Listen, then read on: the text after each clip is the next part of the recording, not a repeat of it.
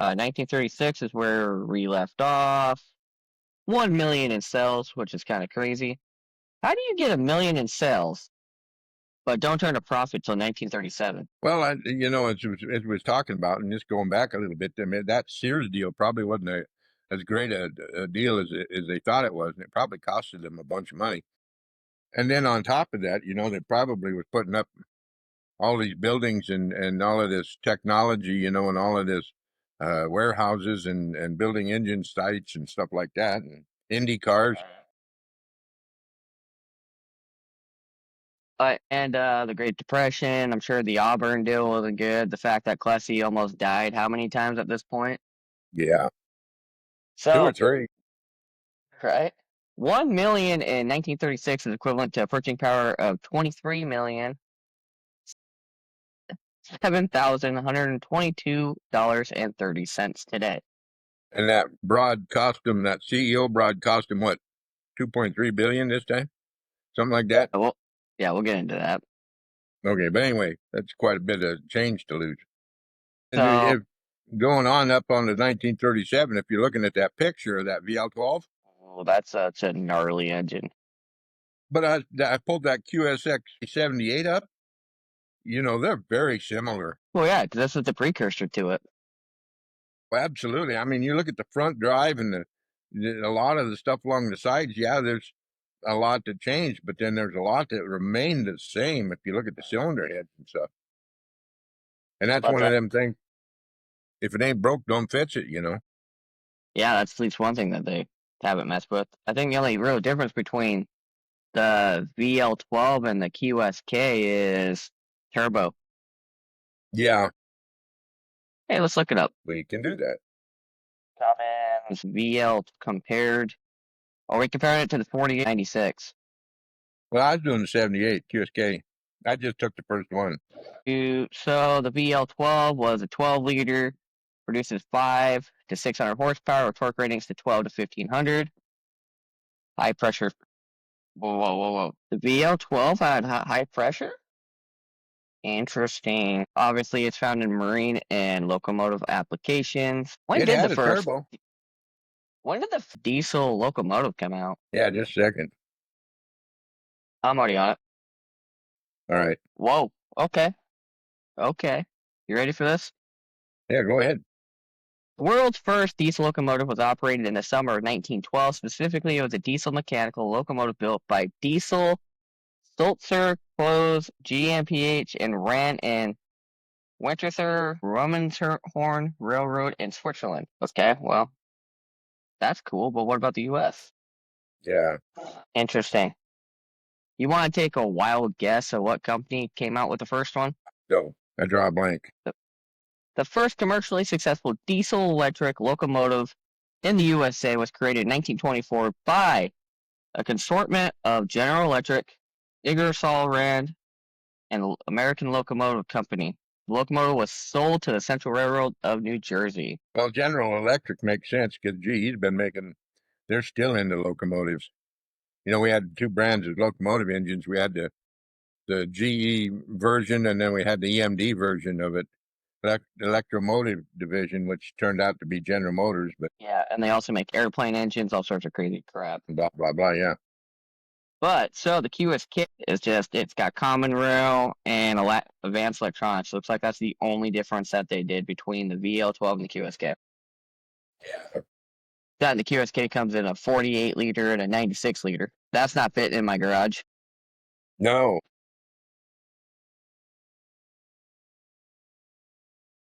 Alrighty, welcome to the Liquid Dinosaur Show.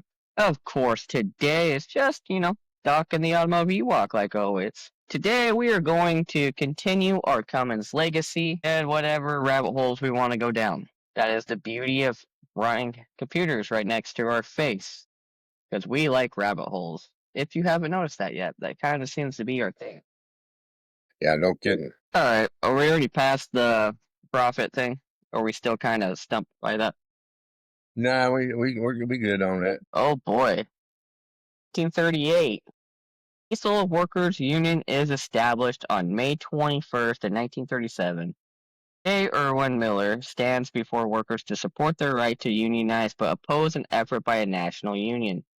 Shortly after the Cummins Employee Associates formed, it would be known as the Diesel Workers Union on April 21st, 1938. Man, they ruined Tai Tai's birthday. Oh, well, it is what it is. Wait, Yeah, that was 38? 38. Okay, so we got nothing for 39. I wonder what Cummins was doing. Probably a lot of research and development and making things a lot better on some things, because like we said, the VL12 came out. Well, we know what Klesse was doing in 39 to 45. Yeah, no kidding. 1940 is when and I know we've covered this before, it's when the snow cruiser that they built with the twin 150 horsepower Model H 38-ton U.S. Antarctica service snow cruiser is a diesel-electric wheeled vehicle in addition to its onboard lab and rooftop aircraft carrier. The cruiser comes with retractable wheels and long overhang for crossing crevices.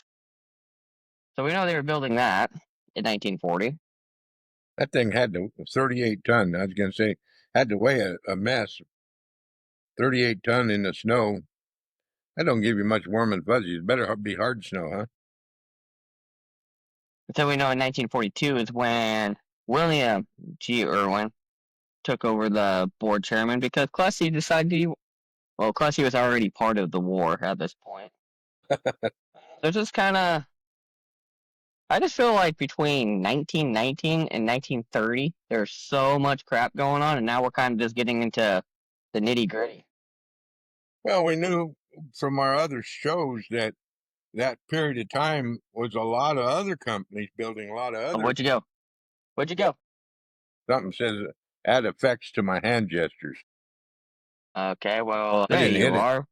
We lost I you didn't for a hit it. second. But I said, anyway, yes, I can't move my hands because they say, oh, you want hand gestures? Yeah, I'm going to give you a hand gesture here pretty quick. But anyway,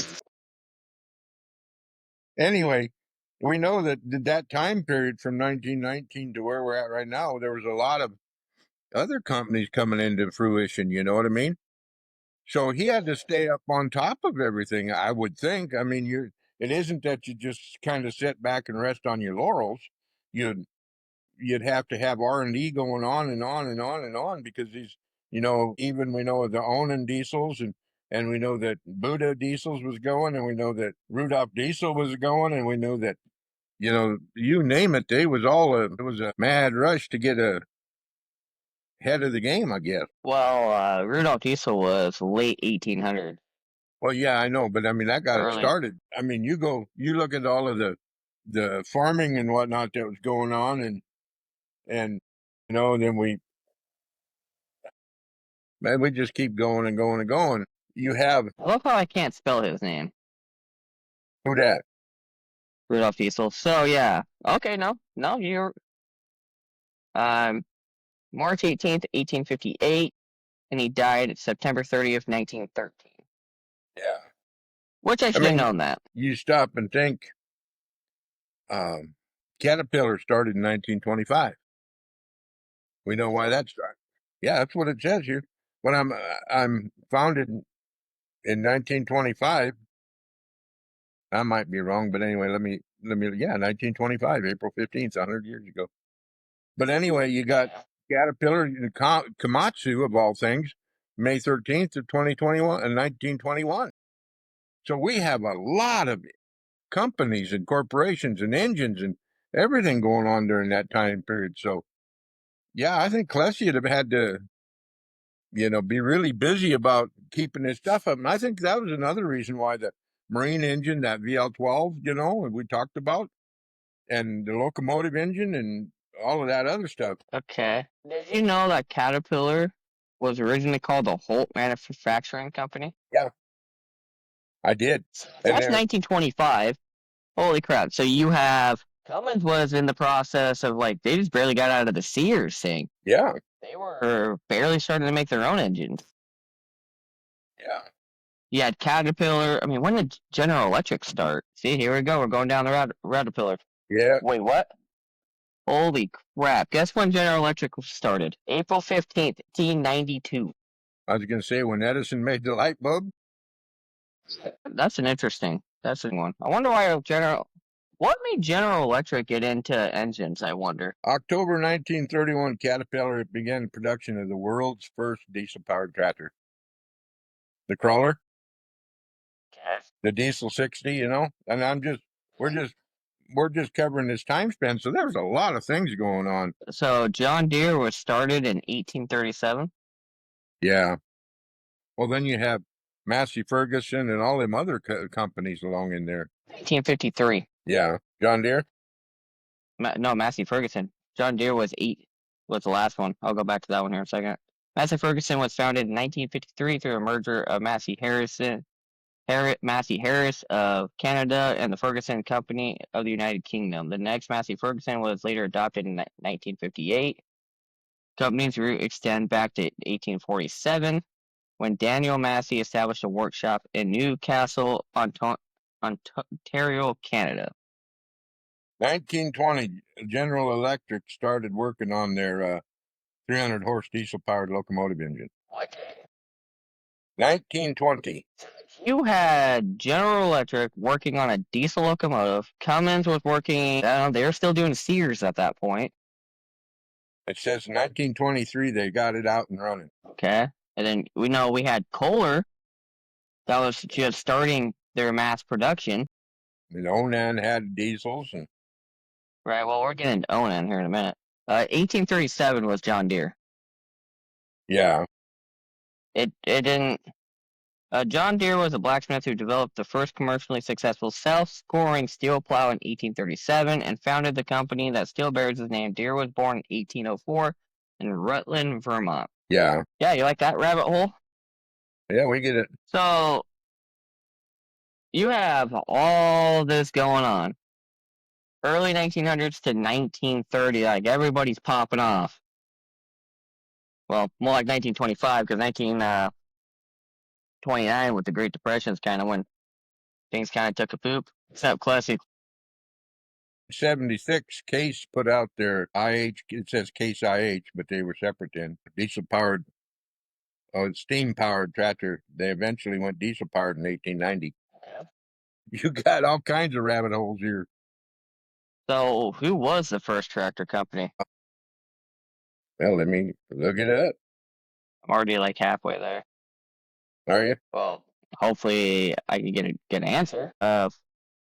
Froelich Tractor. John Froelich of Northeast Iowa in 1892 was first successful gasoline power engine that could be driven backwards and forwards. The word tractor wasn't used in those days, but that's what it was. Yeah. Interesting. Who made the first combustion engine? Wow. That'll take us down a rabbit hole.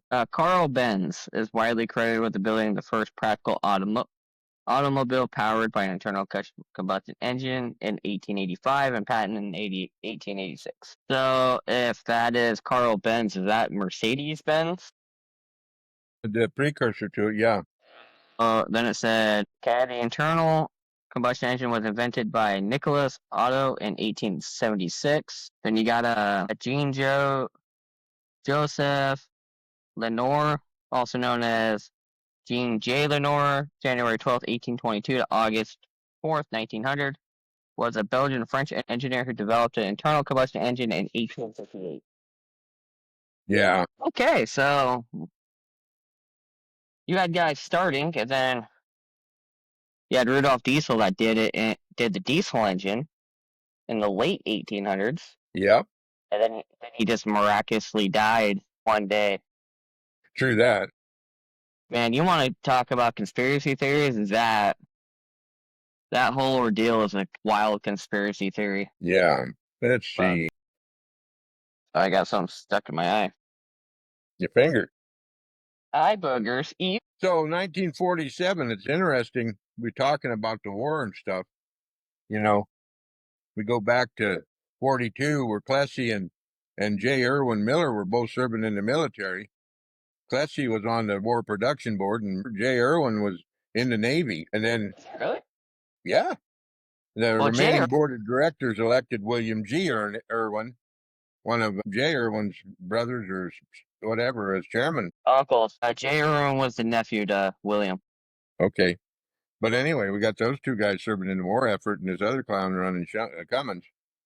So, and we're going to get into here pretty quick the Cummins patches, which is pretty cool because I got all of them on my shirts and stuff.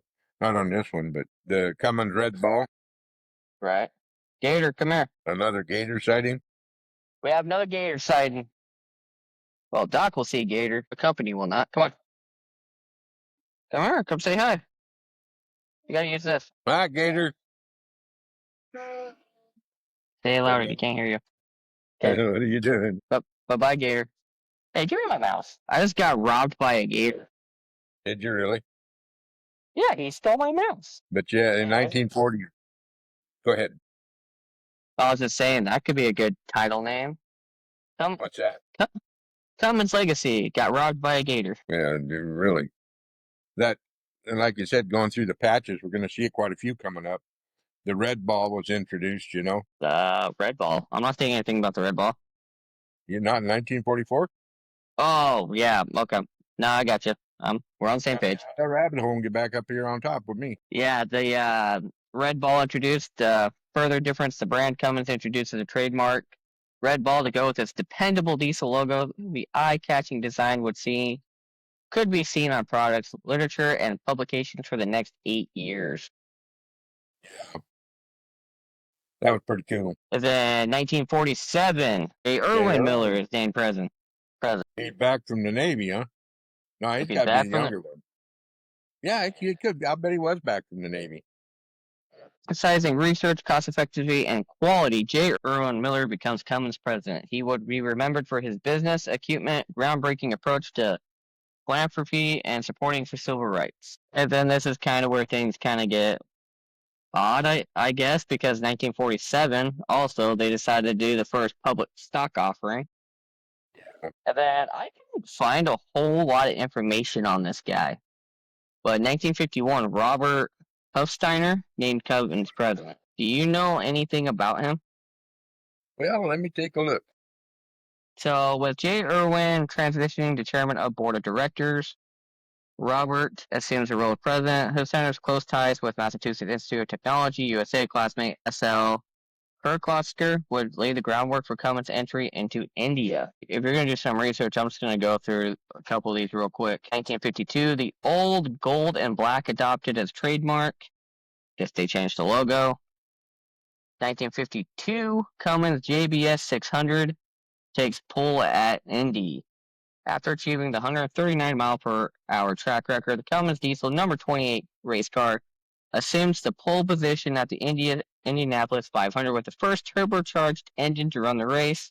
On pace with the race leaders, the 430 horsepower JBS 600 diesel racer was forced to retire at the 100-mile mark due to damage. The exact cause became subject of race lore. Huh. Did they say what the problem was? That's all it says. Really? It just says it became subject to race lore. Which one got kicked off the track for being too fast? I don't know. Let's see. So 1954, Cummins Foundation breaks new ground.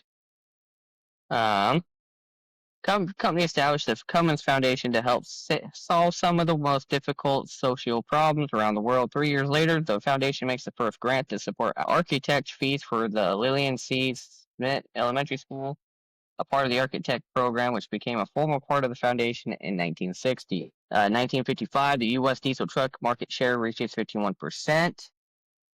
Cummins powers just over half of the commercial diesel trucks operating in the U.S. highways, and its reputation grows for innovation and dependability. So, okay, so in the advertisement, this is a Freightliner space maker with a Cummins 175 horsepower turbo diesel. Woo, 175 horse. Yeah, back then that wasn't bad. Right. Then 1956, the Shots plant open to the world, which is the first constructed international market.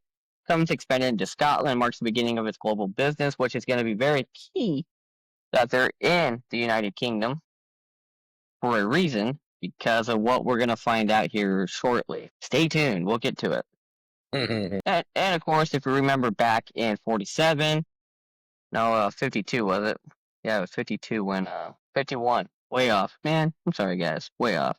When Robert took over and kind of led into India with his contact, because in time the motorist Cummins Diesel de Brazil Ltda is established in South America. And then we'll get one in India not too much longer. Okay, in 1959, Cummins acquires Seymour Woolen Mills. Later became Fleet Guard Filtration. That's pretty cool, isn't it? Yeah, from 59 to now, Fleet Guard's been a thing. Kind of cool. J. Erwin Miller, what he said, fellows, we tell everyone how to make a filter. Why don't we make them ourselves? That sounds like Klesse, don't it?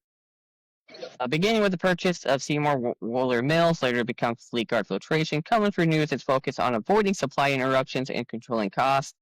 In the words of J. Erwin Miller, fellows, we tell everybody how to make a filter. Why don't we make them ourselves? That's how you can tell that J. Erwin, William, and Klesse were really, really close. No kidding. So J. Erwin kind of being in the back because he was involved in everything with William and Klesse. Do you think that those two just rubbed off on him in just like different ways? Yeah. They probably kind of morphed him to be the businessman that he was. So. And then, being in the Navy and everything, he's like, why do I have to listen to this crap? This is how we should do it. Yeah, because wasn't it Jay Irwin that does probably the most gangster thing we've ever seen coming up back in the 80s? Gotta remember. When that other company wanted to come in and buy in, so he went to his sisters to be like, look, this is what we're doing, this is how we're doing it. And he pretty much saves the company. Yeah, exactly.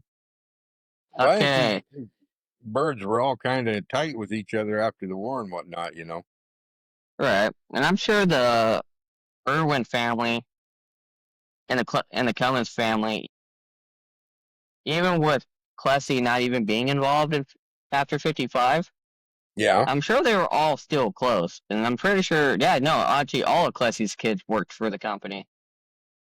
Well, even though Klesse was building the Jake brake, the Jacobs retarder, the Jake brake, he was probably really, of course, they became, them and Cummins were, hand in hand. And I'm sure, as we remember from the Klesse research, his kids all worked for the company. Yeah. So I'm pretty sure every time there's a family get together, I'm sure the Irwins were there, William's kids were there, Jay Irwin's kids were there, and everybody's just kind of like, hey, so, Pops, I got X, Y, and Z problem. You got Klesse over here probably with his walker, like, look. hold my whiskey. Hold my whiskey. But, after 47, a lot of the newer presidents are probably people that worked their way up, would be my guess. Because, in 1960, we had a new president, was when Don Toll assumes the role of president. Right. He innovated leadership style to his role. Working with J. Erwin Miller, he modernized his Cummins operationally and while offering new thinking centered on growth. So in the 60s, they're already planning on growth. Right. And what's the first thing he does talking about growth? 1962. Goes into India. No, this is when he does Komatsu Alliance. I went too far ahead. Yeah. And then, partnership with Komatsu makes Cummins' entry into East Asia, superheaded by bulldozer production. Much of Komatsu's growth coincides with Japan's post-war reconstruction effort. Which we know Komatsu turned around to become a pretty good-sized name, too, yeah. Yeah, and then in 1962, they also did the Kirloskar plant established, marking Cummins' entry into India. By taking a personal approach to business, Cummins' entry into India is largely due to Robert, close ties with S.L. Kirloskar, the leader of diesel engine company in India, known as Kirloskar/Cummins Ltd, KCL.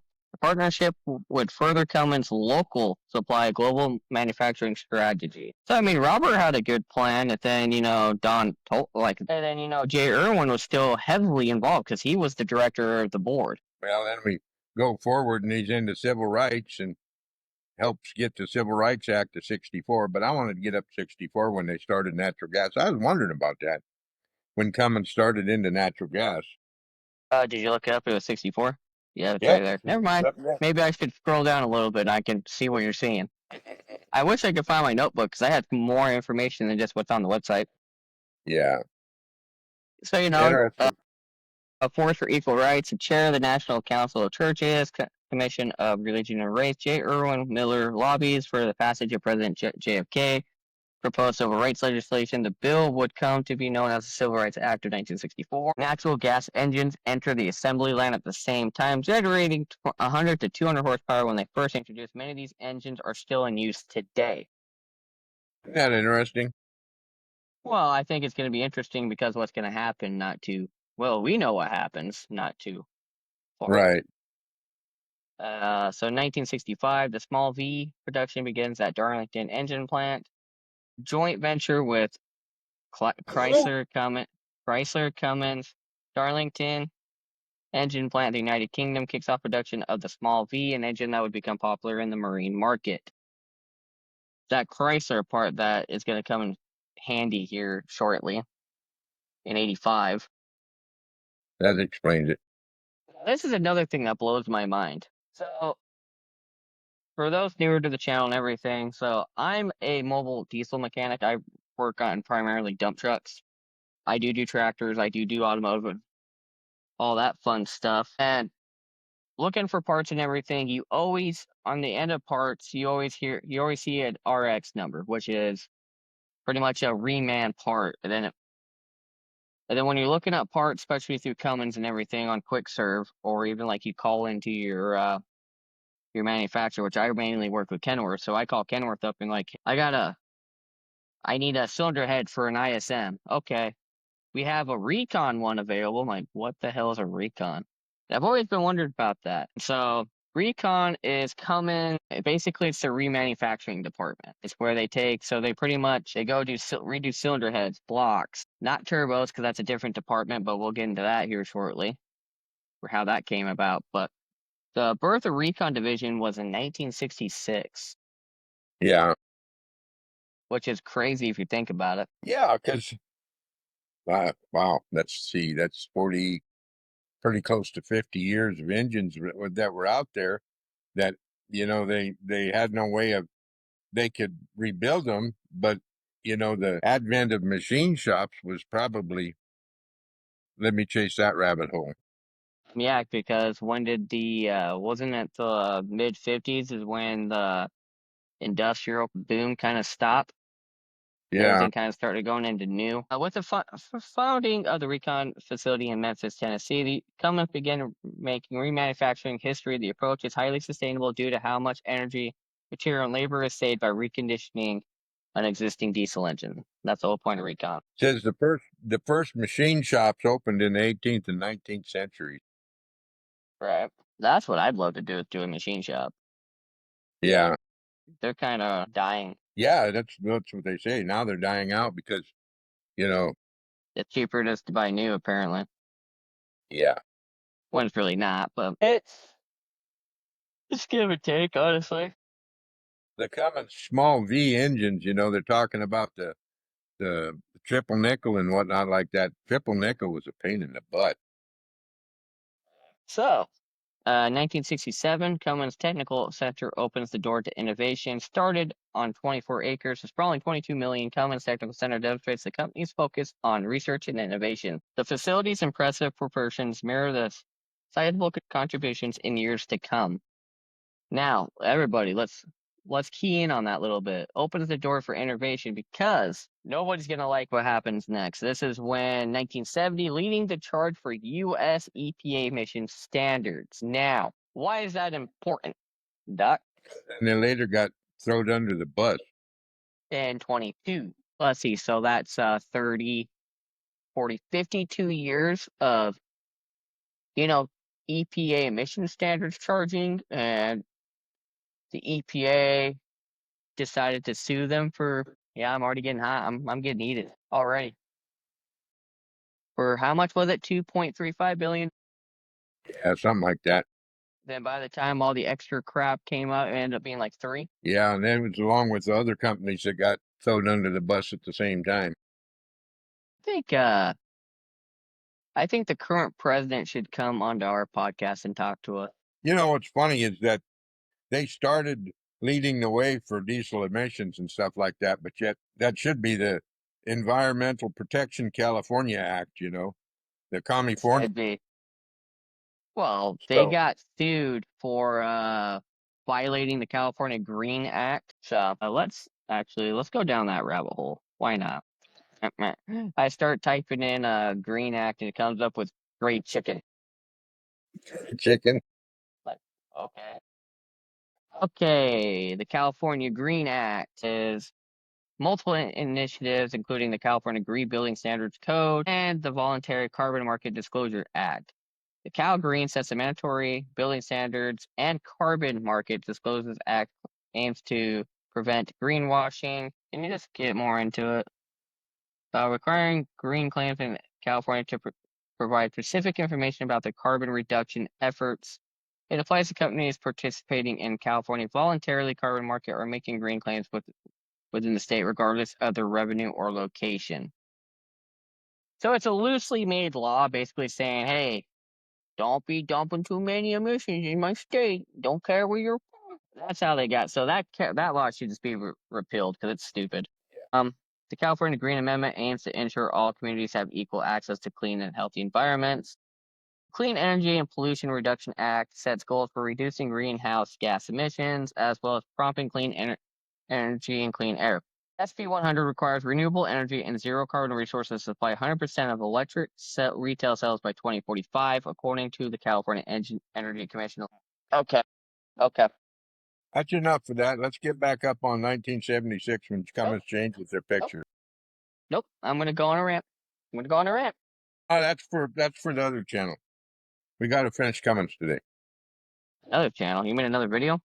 No, yeah. You know which one? Patreon. Our Patreon one. We'll go up on that one. Listen, I was going to keep it PG, okay, sir? Okay, well, you hurry up because I've got a lot to talk about. Holset turbos and the 5.9 and all that other good stuff. Okay. The only thing I was going to say is that it's reducing greenhouse gas emissions while promoting clean energy. Yeah, but they're the ones that wanted DEF to be a thing. Yeah, never mind. Yeah, that's all I was going to say. Good point, but never mind.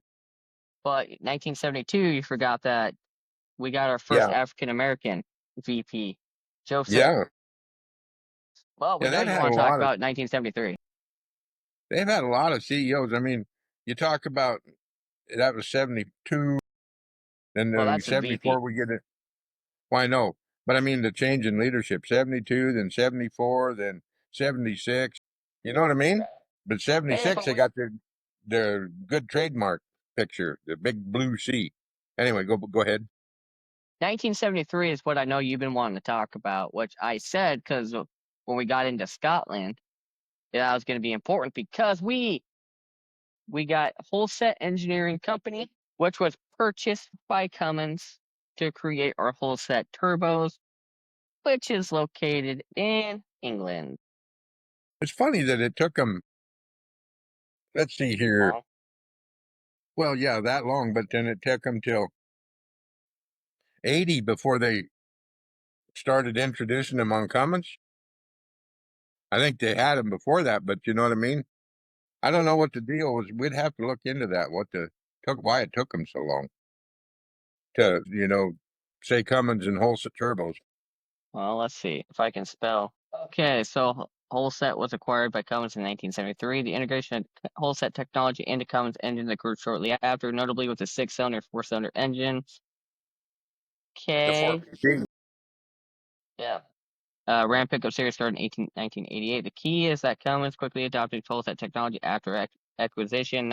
That's why, because the early adoption went into Komatsu engines, like right off the bat, and then they went to perfect it so they can start putting it so they can get into the automotive market in 81. So we know for a fact that the 4BT, 6BT series was more or less their test bed, wasn't it? Because you said the 4-cylinder. Mm-hmm. And then the 6BT was very common in Komatsu and the air compressors and whatnot in the 70s. Yeah, but why is that? Because it was industrial. But the thing was, is that remember you said that Holset was started integrating these into the 4BT and then the Komatsu, and until they could determine whether it was viable for what they wanted here. Well, then they're also working on getting in the automotive industry too. They wanted to start that right off the bat.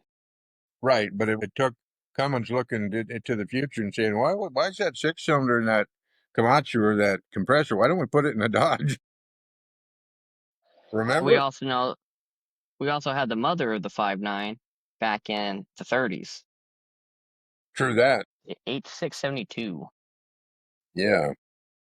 which they've had that for a long time since they slapped a turbo to it, and we got probably one of our most favorite engines of all time. And then in 1974, Henry, I'm not saying his last name, I'm gonna butcher it. Shat? I don't know. Close enough. Close enough. Named CEO, known as Mr. Outside. Henry begins his 2-decade run as chairman as CEO, focused on external relationships, expanding the company's global business interests. 1976, we got the blue, the first giant C that we know today, but we know it as black or red. Yeah. But it started off as blue. And then, I thought this was interesting. 1976, Adrienne Savage named first female vice president. I thought that was cool. Yeah. 1976, reaching 1 billion. In sales. Yep, in sales. Let's see.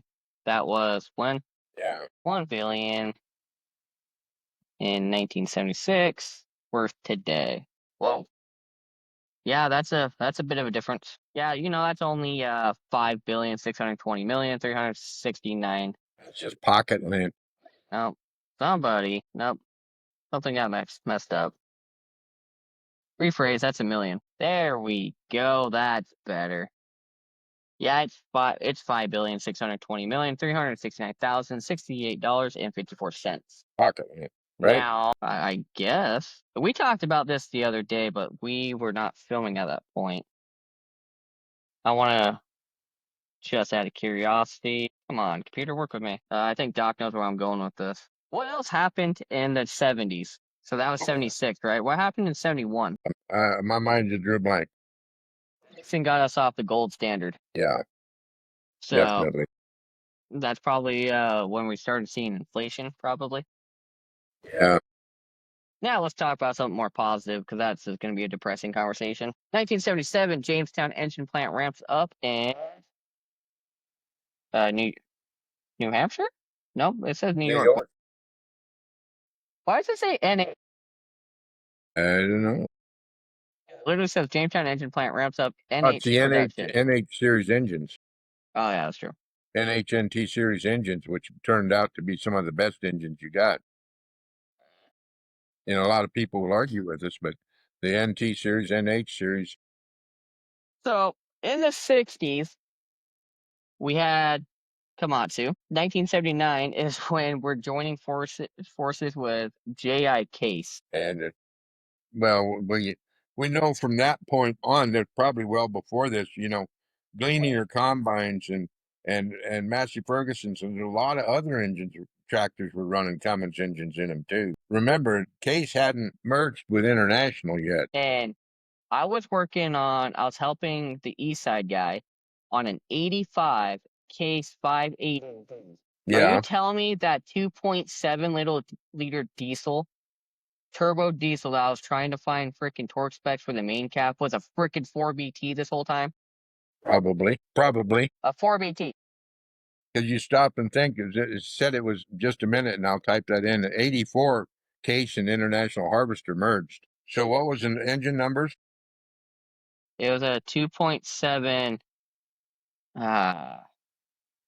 Hold on. It was a 1985 580D case. It was a backhoe. 4-cylinder diesel, PR 7 cubic inches. It was a case G207. Yeah, it's probably a precursor to the, what am I thinking of? Isuzu, probably. Wouldn't you think? I don't know, because the Isuzu don't use that style of. My goodness. Okay.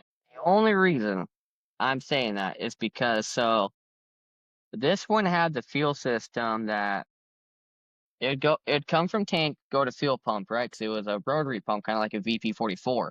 Right. without the electronics. So, but then it would have an outlet and a return. It would go from outlet or your supply to your injector, and then it would go to one injector and tee off to the other three. So it had one line that connected all four. So you only had one main fuel line. Kind of reminded me of that swash plate that Glassy did back in 21, Right. but it's not getting. You know, and if you look at the picture, it looks like a Perkins. You could just about, Yep, that's it. you see it? Yep, I see it. Doesn't it look like a pick? It does. We've seen a lot of those. Nah, it wouldn't have been a 4BT because it would have had those individual caps. Okay. That would have been cool, though. But did you see the fuel system I was talking about on that Yeah. case? Yeah. It's the same style injection system that the 4BTs had. The original 4BTs, the later ones had the P pump style. Right. Man, I was getting halfway excited for a minute. A neighbor of mine across the street's got one of these in his backhoe. Yeah.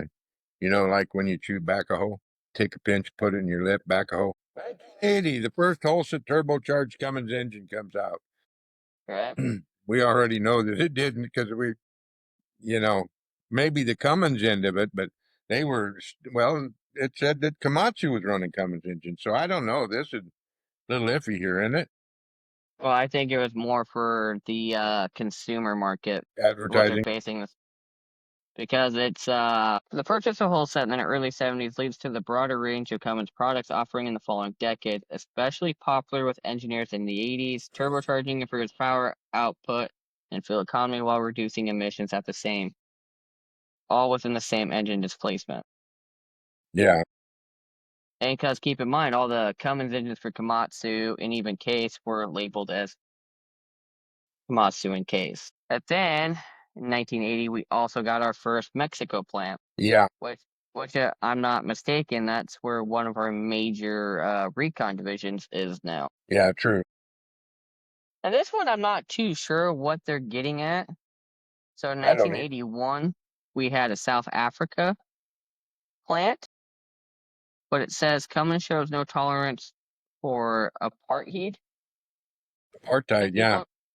people, putting people in principles first can have consequences. Cummins turns down a solicited to build a potentially profitable diesel engine in South Africa when the government says the company would not be allowed. Okay. So basically, they said pound sand if we can't have what we want, kiss our ass, which they ended up caving. Yeah. And South Africa is actually one of the highest producing plants that they still have. Well, I was looking at numbers. Yeah. I don't know if we'll get into numbers this video. I don't know. We're running close to the hour limit so that you can keep it down. We can talk about we can uh, licensing in China and then pick up our 5.9 and go from the next one. Let's just go to 85 and then we'll stop there. Because Okay. 86 will give us a good one to start off on the next one. So yeah, 81, we got into in 1975, Cummins was one of the first American companies to pursue business in China. 6 years later, Cummins continued a track record of creating opportunities in the new markets. When it signs a license agreement with the NHK and KB engines with the China Technical Import Corporation. That one still kind of grinds my gears too because they have that F3.8 that I want to get my hands on. Yeah, I hear you. They sell them all over the place except here. And 1984, much like the Model U, the 0.9 liter 12 valve Cummins enters the lineup and saves the day, introduced for automotive, industrial, and power generation applications. This engine would eventually power the iconic Dodge Ram diesel. So let's talk about saves the day. I wonder what they're talking about. Oh, don't play coy. You know exactly what they're talking Well, about. no, I know that, but I mean, we have some seriously good diesel engines out at that time. You We know, had a we have lot of good diesel engines. yeah, they had some, the triple nickels and stuff like that but I mean, before the 5.9, we're talking about what did they have in diesel engines? And I'm just pricking your mind, just we know we had what We engine? had a Perkins that didn't last that long, and then we had a Mitsubishi that didn't last that long. No, I mean in the 70s and 80s, Cummins diesel engines in the over the road trucks.